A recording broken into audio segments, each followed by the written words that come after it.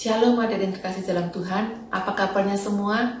Saya yakin semuanya baik-baik dan sehat-sehat ya. Baik, sebelum belajar firman Tuhan kita akan berdoa terlebih dahulu. Terima kasih Tuhan, kami mengucap syukur buat pagi hari ini kami boleh berjumpa kembali dengan adik-adik Roket Tuhan. Kiranya Tuhan Kau mengurapi daripada setiap kami Tuhan, sehingga kami boleh belajar firman Tuhan, kami boleh mengerti apa yang dikehendak-Mu dalam kehidupan kami Tuhan. Dan kami mau menjadi pelaku-pelaku firman Tuhan. Terima kasih Tuhan, kami mau sambut firman Tuhan di dalam nama Tuhan Yesus. Haleluya, amin. Selamat pagi adik-adik semua, senang berjumpa dengan kalian pada pagi hari ini. Baik, tema renungan kita kali ini adalah munafik. Apa sih munafik itu? Sebenarnya munafik ini adalah kebiasaan yang sering kita jumpai dalam kehidupan sehari-hari. Menurut Kamus Besar Bahasa Indonesia, munafik adalah berpura-pura, bermuka dua, atau mengatakan sesuatu yang tidak sesuai dengan perbuatannya. Pada kesempatan ini kita akan belajar firman Tuhan tentang kebiasaan atau ciri-ciri orang munafik yang akan kita pelajari dari cara hidup para ahli Taurat dan orang-orang Farisi pada zaman Tuhan Yesus.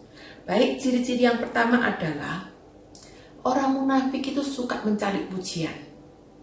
Ciri ini dapat kita lihat di dalam Matius 6 ayat yang kedua.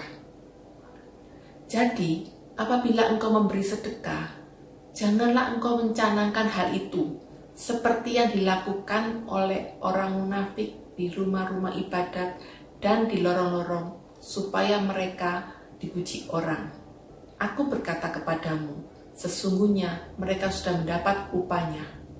Dan lanjut ayat yang kelima, Matius 6 ayat 5, dan apabila kamu berdoa, janganlah berdoa seperti orang munafik. Mereka suka mengucapkan doanya dengan berdiri dalam rumah-rumah ibadat pada tikungan-tikungan jalan raya, supaya mereka dilihat orang. Aku berkata kepadamu, sesungguhnya mereka sudah mendapat upahnya. Kita lanjutkan ke ayat 16. Dan apabila kamu berpuasa, janganlah muram mukamu seperti orang munafik. Mereka mengubah air mukanya supaya orang melihat bahwa mereka sedang berpuasa. Aku berkata kepadamu, sesungguhnya mereka sudah mendapat upahnya. Dari beberapa ayat ini sangat jelas menegaskan kepada kita bahwa orang munafik selalu berusaha agar setiap perbuatannya dapat dilihat orang dan dipuji orang. Motif keagamaannya hanya menarik perhatian orang, untuk mendapatkan kehormatan dari orang-orang, baik di rumah ibadat, di tempat perjamuan, dan pasar-pasar. Perbuatan keagamanya hanya untuk mencari pembenaran dan pengakuan, sedangkan hatinya jauh dari Allah. Dengan kata lain, segala kegiatan rohani yang dilakukan mereka bukan didorong rasa cinta kepada Tuhan, melainkan didorong oleh keinginan yang kuat agar diri mereka dipuji dan dimuliakan. Lalu, bagaimana dengan adik-adik semua? Apa yang menjadi faktor pendorong bagi kalian untuk melakukan kegiatan rohani? Apakah karena kita mengasihi Tuhan? Ataukah kita hanya ingin dilihat orang? Ingin dipuji? Atau ingin diakui oleh orang? Hanya rasa syukur dan kasih kita kepada Tuhan saja yang harus menjadi pendorong bagi kita untuk melakukan aktivitas rohani. Lain dari itu tidak dibenarkan, karena itu adalah kemunafikan. Baik, ciri yang kedua adalah orang munafik akan berusaha dengan cara halus untuk menyingkirkan orang lain yang dianggap sebagai pesaing. Kita bisa membacanya di dalam Matius 22 ayat yang ke-15.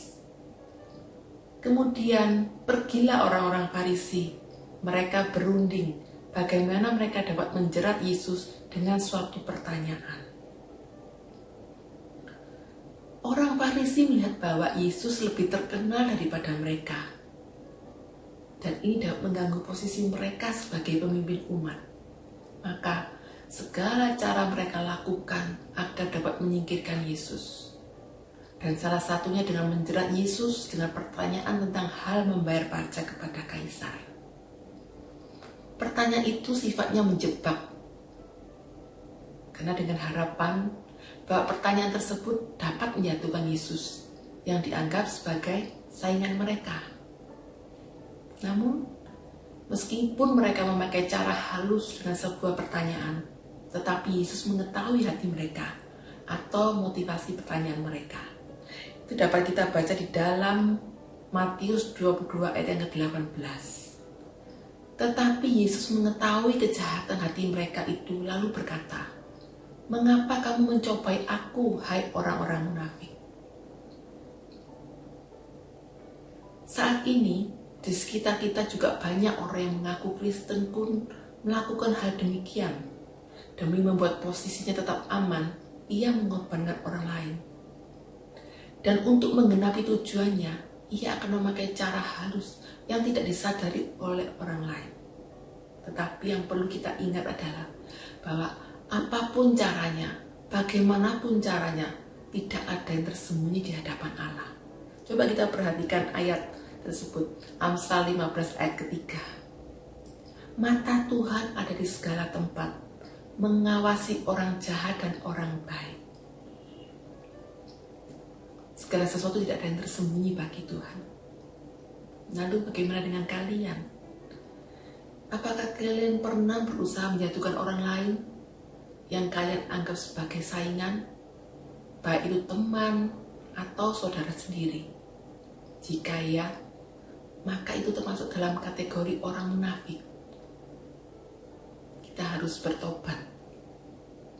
Baik, kebiasaan yang ketiga adalah orang munafik akan berusaha mencari-cari kelemahan atau kesalahan orang lain. Di dalam Lukas 6 ayat yang ke-7, ahli-ahli Taurat dan orang-orang Farisi mengamat-amati Yesus kalau ia menyembuhkan orang pada hari Sabat, supaya mereka dapat alasan untuk mempersalahkan dia. Bagaimana dengan kita? Apakah kita juga tergolong sebagai orang yang suka mencari kesalahan atau kelemahan orang lain, tetapi kita mengabaikan kesalahan atau kelemahan kita sendiri? Yang terakhir, kebiasaan yang keempat adalah orang munafik adalah orang yang tidak pernah berusaha melakukan kebenaran karena hati mereka penuh dengan kebusukan. Kebenaran yang mereka lakukan adalah sandiwara, atau dengan kata lain, orang munafik selalu berpura-pura baik dalam hidup, padahal sejatinya adalah seorang penipu, pembohong, pendusta, dan pengkhianat. Tidak heran jika Yesus menyebut mereka sebagai kuburan yang dilapur putih, tetapi dalamnya penuh tulang belulang dan kotoran. Mari kita baca di dalam Matius 23 ayat yang ke-27 dan 28. Celakalah kamu, hai ahli-ahli Taurat dan orang-orang Farisi, hai kamu orang-orang munafik, sebab kamu sama seperti kuburan yang dilapur putih, yang sebelah luarnya memang bersih tampaknya, tetapi yang sebelah dalamnya penuh tulang belulang dan berbagai jenis kotoran. Demikian jugalah kamu di sebelah luar kamu tampaknya benar di mata orang, tetapi di sebelah dalam kamu penuh dengan kemunafikan dan kedurjanaan. Jelas di dalam ayat yang barusan kita baca, Pak, Tuhan mencela orang-orang munafik. Lalu bagaimana dengan kita? Apakah dalam kehidupan kita juga ada kepura-puraan? Saya sering melihat anak-anak Tuhan yang di depan bisa tertawa dan memuji-memuji seseorang, namun di belakangnya suka mengata-ngatai dan menggosipkan orang tersebut. Hal ini dilakukan agar kelihatan baik di mata orang, padahal hatinya tidak tulus. Namun, seperti yang kita tahu, bahwa semua itu tidak ada yang tersembunyi bagi Tuhan. Orang lain mungkin tidak tahu, tetapi Tuhan tahu. Tuhan tidak ingin kita menjadi orang yang munafik seperti ahli Taurat dan orang Farisi.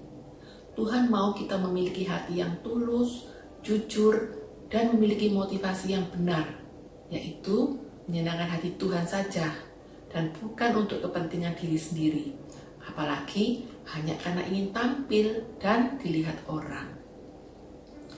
Baik adik-adik dikasih Tuhan, kiranya firman Tuhan pagi ini dapat menuntun kita semua untuk menjadi pribadi-pribadi yang tulus dan berintegritas. Mari kita berdoa. Terima kasih Tuhan buat firman pada pagi hari ini. Kami sudah belajar firman Tuhan, biar firman Tuhan yang sudah kami dengar boleh kami lakukan dalam kehidupan kami sehari-hari. Kami menjadi pribadi-pribadi yang tulus, yang jujur dan berintegritas, sehingga kami boleh menyenangkan hati Tuhan. Biarlah kami boleh jadi berkat dimanapun kami berada Tuhan. Terima kasih Tuhan, kami mengucap syukur dari dalam nama Tuhan Yesus. Haleluya, amin. Baik adik-adik, sampai jumpa lagi pada lain kesempatan. Selamat hari Minggu, Tuhan Yesus memberkati.